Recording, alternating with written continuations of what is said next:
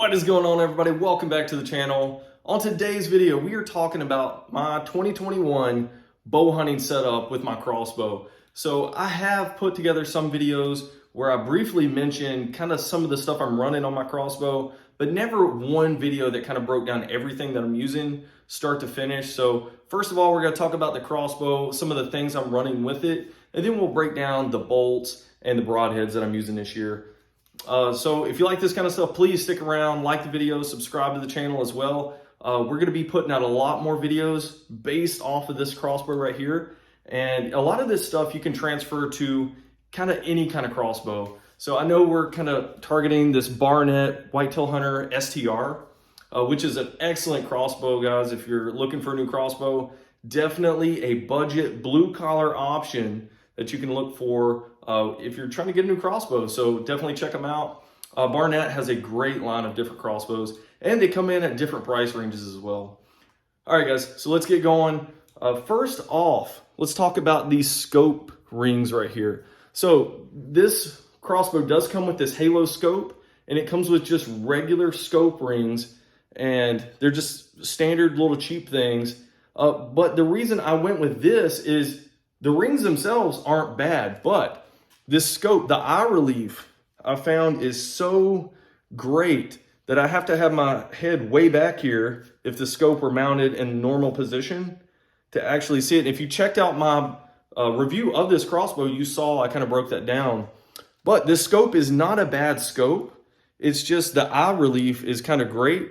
So I had these Nikon, and I ran this on my AR-15, but I literally just took these off and ran it with this scope. What this does, it pushes it out a little bit further. That way I can still get in here really tight with my face and get it resting on the crossbow really well to give myself a really good sight picture here. So it works really well. It kind of mimics the setup that I have on my AR-15. So these are a little pricey, but I'm telling you, if you're looking to not have to go out and buy a new scope, this right here will make it work.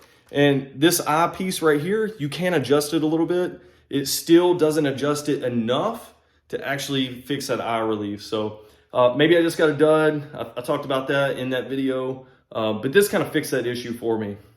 And I didn't have to go out and spend any extra money to do it. Up on the limbs here, check out my video. I actually posted a video on how to make these. This is just a cheap set of limb dampeners for a normal compound bow, a split limb bow, and I just kind of tailored fit these to actually fit the crossbow limbs. So pretty much what you have to do is just cut away some of the material to actually get it to fit, because these limbs are a lot thicker than a normal compound bow, and the space isn't as great as on most compound bows. So check out that video. I'll show you how to do the DIY on this. And these only come in at like 10 to 12 bucks, I think, depending on the time you actually purchase them on Amazon. I can also leave the affiliate link below in the description box as well.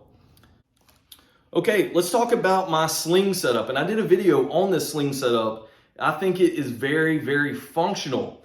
So I do a lot of stalk hunting and still hunting and things like that, and also from the tree stand. So this sling setup actually works for just about everything. So what this is, it is a 2-point sling made by Condor, and I just attach it around the butt section of the crossbow here, and then I also have it through this front handle here. And the reason for that, you can use this pretty much like a single point sling.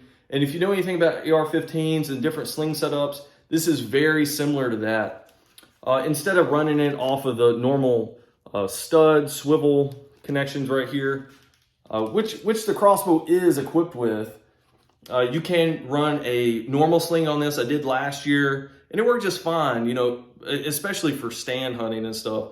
But this year, I was really planning on doing a lot more stalk hunting and just overall hunting from the ground. So this really worked out well, and all you do is literally, I'm good to go. And this is kind of like running a single point sling, where, you know, I'm creeping through the woods, and if I see a deer, I can get ready really fast on it.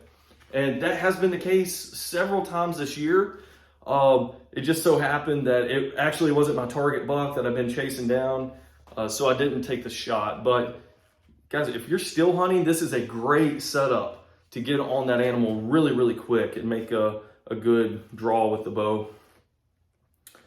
Also, if you plan on, running cold weather gear and stuff like that later in the season, this little Speedy Strap right here, you can adjust the length.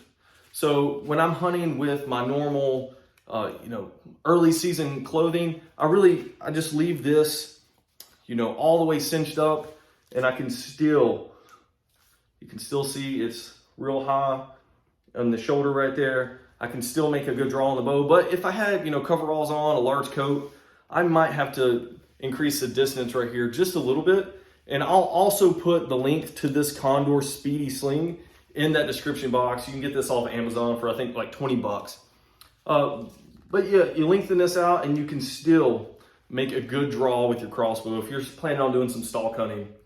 So this also is really good if you're going to your tree stand or something, you got a long ways to go, and you kind of want to be hands-free with it. You can pretty much walk through just like this, or you can kind of get out of it this way and kind of act like it's a normal sling. And I just have it on my back like this. Once again, you're hands-free. You can make it to your stand if you're carrying other gear, things like that. And still, if you needed to, you could still get on an animal if you've seen one really quick. I mean, you can see it looks like a lot of motion, but if you did it really slow, it's still not too bad of a movement. So that kind of leads me into, once you get to your tree stand, I have an open front climbing stand. A lot of times, I might take my bolt out, put it in the quiver. I'll just climb up the tree just like this. Because I don't have that rail, I can just make my way up, and I don't even have to attach this to, a pull-up rope or anything like that and pull this up the tree. I can just have it on my back, and that's just one less step I actually have to do. So guys, I will say there are some modifications I did to this sling to make it a little bit more functional. So this is a cheaper sling. Like I said, it's only 20 bucks. So I took this duct tape right here. This is like military grade duct tape, but it's pretty much the same as just regular duct tape. But I took all the excess material and I would just tape it down with that duct tape. That way it's not in the way, it's not hanging around. And up here, this one actually seemed to slip a little bit. So I put that tape in there and actually it gave it something to pull against. And I haven't had any issues with this coming out since. Let's talk about the arrow setup that I have. So I opted to actually put the quiver on the right side of the bow. And the reason for that, I hold that foregrip right here with my left hand. So if I had the quiver on this side of the bow, it would be kind of in the way. So depending if you're right or left-handed, you could swap them either side. And I know a lot of crossbows, and if you had the right mount, you could actually flip this probably to have it going horizontal to the bow, which might not be a bad setup, honestly. But this right here works fine. And what I do is when I'm getting ready to go into the woods and I pull my hunting arrow out, I'll actually pull the arrow or the bolt that's closest to the crossbow out and use that one. That way it frees up a little bit more space in here. That way I can put my hand in here and it's not really rubbing on the arrows or the bolts. So right there.